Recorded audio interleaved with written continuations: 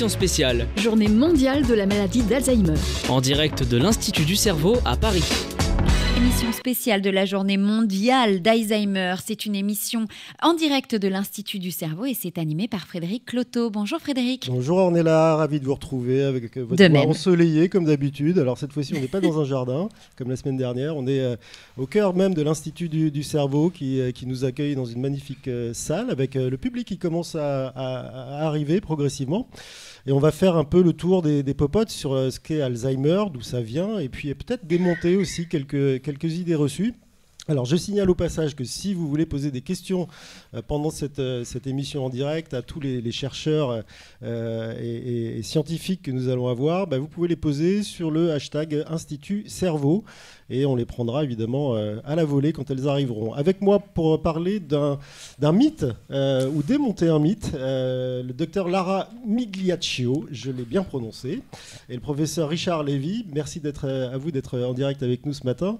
Alors Lara Migliaccio, vous vous occupez en partie des jeunes. Alors qu'est-ce que ça veut dire jeune? Parce qu'on a quand même cette image d'Alzheimer qui touche uniquement les personnes très âgées, et finalement c'est pas forcément le cas. Oui, bonjour Frédéric et merci beaucoup de cette occasion et de cette journée dédiée à la maladie d'Alzheimer. On y tient particulièrement. En fait, quand on pense à la maladie d'Alzheimer, dans l'imaginaire populaire, on pense toujours à une personne âgée, voire même très âgée, qui commence à développer petit à petit des troubles de mémoire, qui au fil du temps s'empirent et qui après s'ajoutent à des autres troubles du langage, difficulté à trouver des mots, difficulté à s'orienter dans l'espace, difficulté à dormir ou au changement du comportement.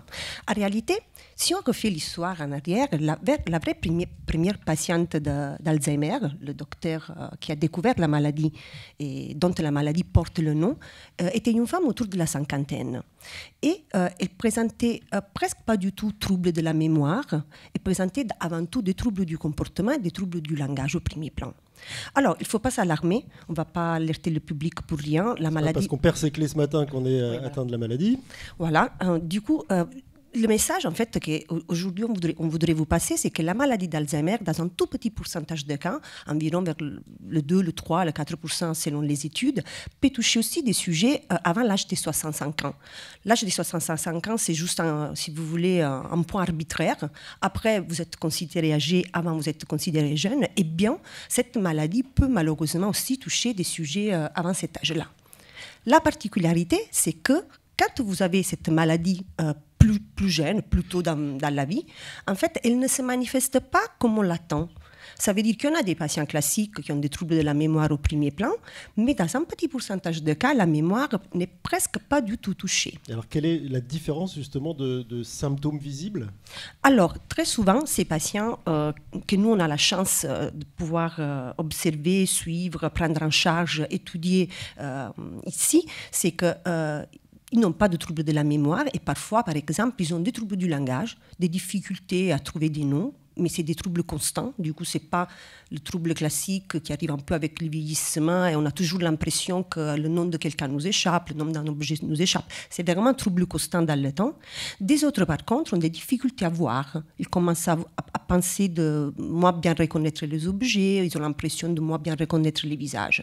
Et ces patients, ils ont une caractéristique, c'est du fait qu'ils sont atypiques, ils sont diagnostiqués avec plus de retard par rapport aux formes classiques. Et on parle aussi de l'oreille, de l'ouïe, pour détecter la maladie d'Alzheimer régulièrement. Ça fait partie aussi des symptômes qu'on peut avoir? Pas particulièrement. Pas particulièrement. Oui, il y a des études qui montrent par exemple, par contre, l'implication de l'odorat, mais ce n'est pas un symptôme qui est reporté par les patients. Et alors, à quel moment doit-on se mettre en alerte? Parce que les troubles que vous décrivez sont des troubles parfois usuels pour certaines personnes. Ça s'appelle des tics de langage à la limite. À quel moment on doit s'inquiéter quand on a la cinquantaine et qu'est-ce qu'on doit faire en fait pour être dépisté, détecté, diagnostiqué? Comme je vous disais tout à l'heure, le diagnostic se pose sur un symptôme, un trouble qui est constant dans le temps, qui s'empire et qui impacte sur le quotidien de la personne. Du coup, si un sujet aperçoit que son langage s'affaiblit et que le déficit il reste constant et s'empire, il doit absolument consulter. Et plus tôt on le détecte, mieux c'est quand même pour imaginer une piste de traitement ou de ralentissement des effets de la maladie. Mais la vérité, c'est que chaque patient, c'est un univers à part. Et que, bien qu'on sait très bien, comme Alexis Biss a dit, que pour l'instant, on n'a pas de vrai traitement proposé. Ça semble presque paradoxal de dire qu'il faut diagnostiquer plus tôt. Mais vu que chacun, comme je disais tout à l'heure, c'est un univers à part, la prise en charge, plus le patient est diagnostiqué plus tôt, plus elle sera meilleure. Tout simplement, par exemple, imaginons un malade autour de la cinquantaine qui a encore des enfants adolescents ou jeunes à la maison, ou qui a encore une activité, qui travaille et qui a une vie sociale très, très active, qui est investie dans la société. Et bien, le savoir, ça arrive en fait à organiser un peu la vie autour de ça. Prendre en charge un peu mieux. Professeur Richard Lévy, alors vous êtes chef d'équipe d'une bête qui s'appelle FrontLab. Oui. Qu'est-ce que c'est que cette bête-là ? C'est une équipe de recherche qui se trouve à l'ICM, qui a pour but, c'est donc des chercheurs, et qui ont pour but d'essayer de mieux comprendre une structure du cerveau qu'on appelle le lobe frontal, et qui représente environ un tiers du cerveau, donc c'est une grosse structure, et qui est très très importante pour les fonctions intellectuelles, pour contrôler en fait ce que fait l'ensemble du cerveau. Et donc c'est une structure cérébrale qui est souvent touchée dans les maladies neurologiques, et en particulier dans les maladies neurodégénératives. Elle est affectée dans la maladie d'Alzheimer, mais aussi dans tout un ensemble d'autres maladies neurologiques apparentées à la maladie d'Alzheimer. Par exemple, une maladie qu'on appelle la dégénérescence lobaire frontotemporale, mais aussi d'autres maladies qui, à première vue, n'ont pas de rapport direct avec la maladie d'Alzheimer, mais qui peuvent entraîner des dysfonctionnements de cette zone du cerveau, comme la maladie de Parkinson, par exemple. Alors c'est ce qu'on a vu avec le professeur Alexis Biss tout à l'heure, c'est qu'on n'isole pas la recherche Alzheimer, mais on la prend dans une globalité. Et de quelle manière, en fait, cette prise en compte globale vous permet d'avancer plus vite sur l'une ou l'autre de ces maladies ? Alors, bon, c'est un aller-retour, finalement, entre la clinique, les unités de soins, et puis les unités de recherche. Dans les deux ensembles, il y a des cliniciens qui, à la fois, font de la clinique et font de la recherche, et aident aussi les chercheurs plus fondamentaux à mieux poser les problèmes quand il s'agit de questions d'ordre médical et de recherche médicale. Donc, en pratique, très simplement, imaginons qu'un patient ait un type de symptôme qui renvoie à un mauvais fonctionnement du lobe frontal. Ça interroge, bien sûr, sur le mécanisme qui en est responsable, et les chercheurs vont être interrogés pour essayer de comprendre ce problème. Par exemple, un défaut de prise de décision, un défaut de motivation, un défaut d'abstraction. Toutes ces fonctions qui sont prises en charge par le lobe frontal. Là, vous le traitez vraiment au cas par cas. C'est ce que vous disiez, Lara Migliaccio, c'est que chaque individu est un univers à part entière, et vous allez jusqu'à traiter un sujet ou un symptôme. Bien sûr, parce que c'est ce que l'on voit d'abord en pratique médicale, et on cherche à mieux évaluer ces troubles, mieux les comprendre, et puis mieux les traiter. Donc nécessairement, on les voit. Les chercheurs s'intéressent aussi à la structure du cerveau dans son fonctionnement normal. Et donc, deux types de recherches sont menées en parallèle. D'une part, essayer de comprendre les mécanismes neuraux, les mécanismes psychologiques, les mécanismes cognitifs à l'origine de ces grandes fonctions cérébrales, et dans le même temps, essayer, par cette compréhension, de trouver des outils d'application qui vont permettre de mieux évaluer ces fonctions chez des patients, chez des gens qui ont des dysfonctionnements de ces fonctions cérébrales. Mettre en place des outils d'évaluation et même des programmes thérapeutiques si on est suffisamment créatif. Alors, concrètement, Richard Lévy, j'imagine qu'on n'étudie pas le cerveau en ouvrant la boîte crânienne et en fouillant dedans. Ça veut dire quoi, étudier ces choses-là ? Comment vous reproduisez en fait, ces phénomènes-là ? Et essayez de nous expliquer ce que vous avez dans votre laboratoire, en fait, tout simplement. Quelle est notre boîte à outils, finalement, pour étudier ce fonctionnement normal et ces dysfonctionnements ? Eh bien, d'abord, un être humain, ça s'exprime, ça se comporte, et donc on peut étudier le comportement. C'est assez simple, c'est l'observation du comportement, et puis essayer aussi, à partir de cette observation, de mettre en place des tâches expérimentales qui sont des tâches psychologiques, des tâches cognitives. On va essayer par exemple d'étudier la motivation, donc d'étudier la réaction aux récompenses, ou d'étudier la créativité, comment on construit une idée nouvelle. Et puis quand on a mis en place ces tâches qu'on essaie de contrôler pour ne faire apparaître que les facteurs qui nous intéressent le plus, eh bien, il y a plusieurs manières de les relier au cerveau. Ça, c'est la fonction.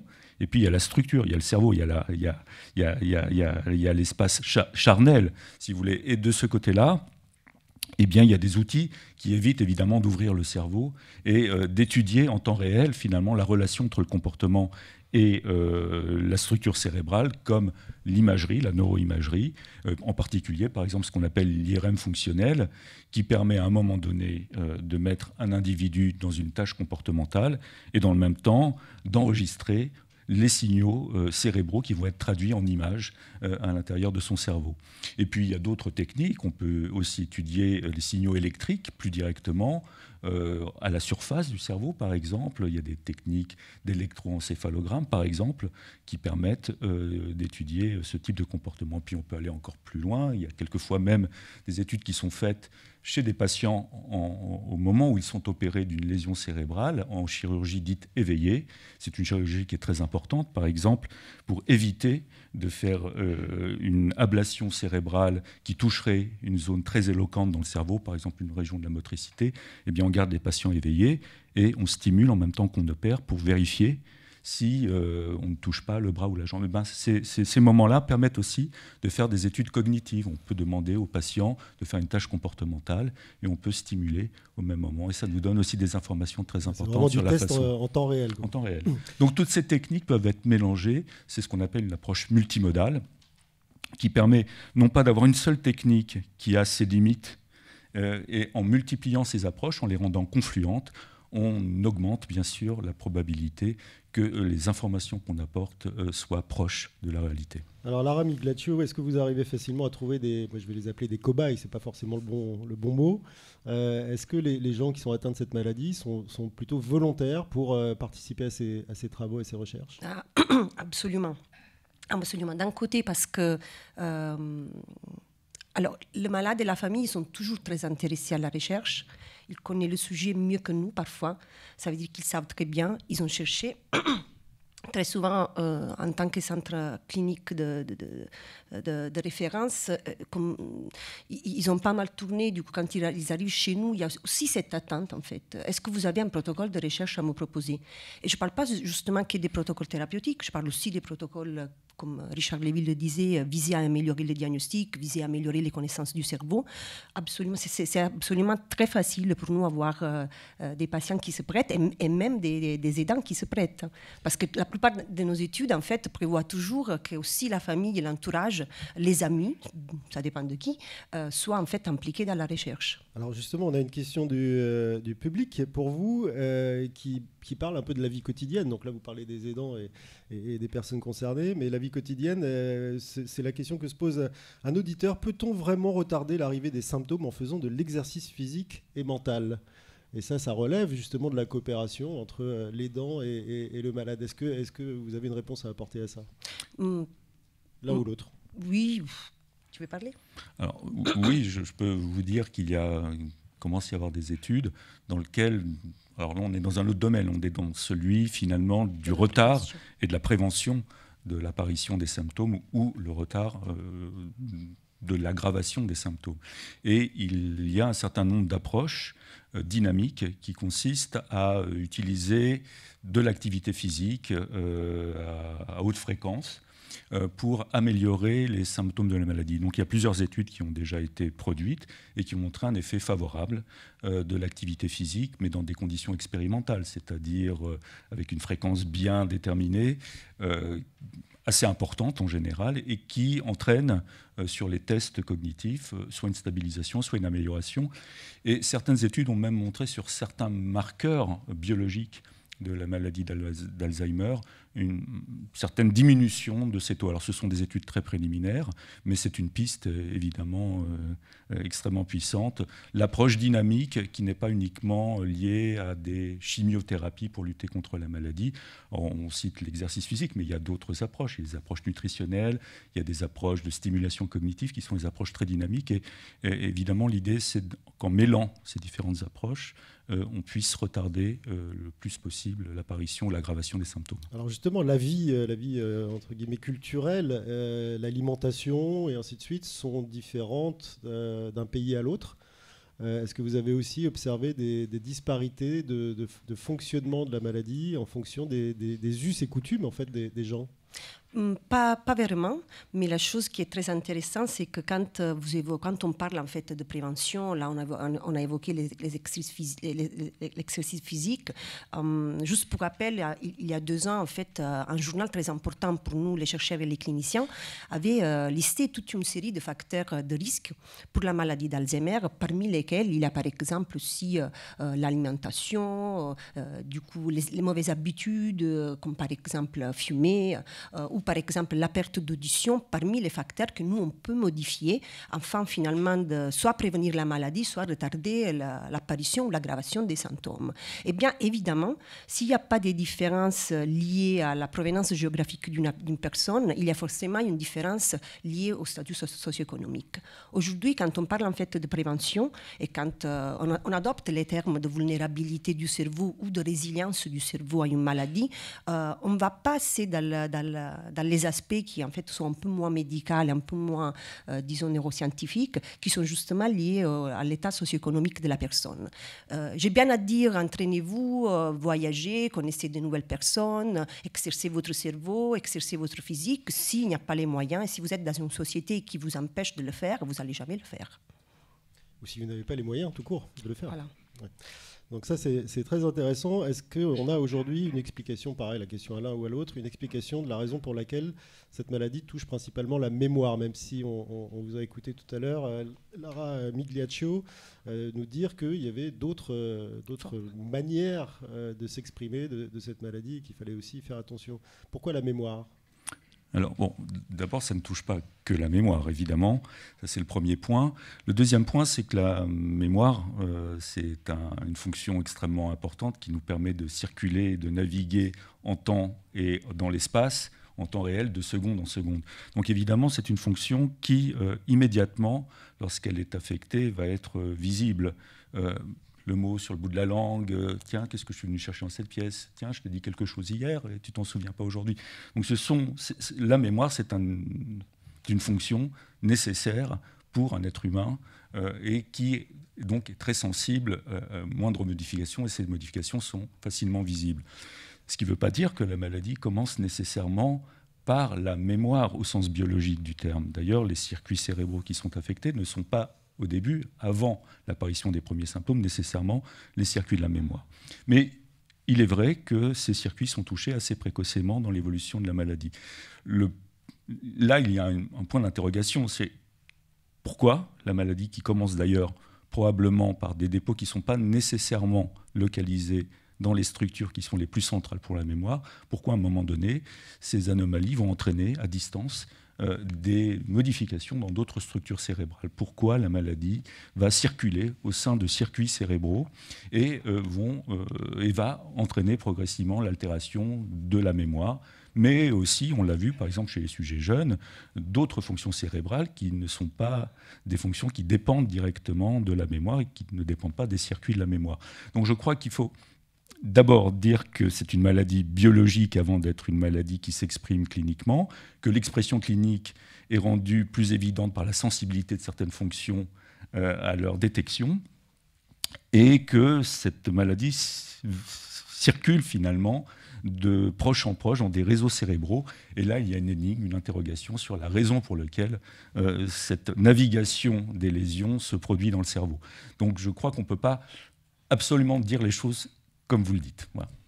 Merci. J'espère ne pas dire trop de bêtises, parce que là, vous êtes quand même très calibrés l'un et l'autre, et puis les invités que nous aurons après le sont aussi.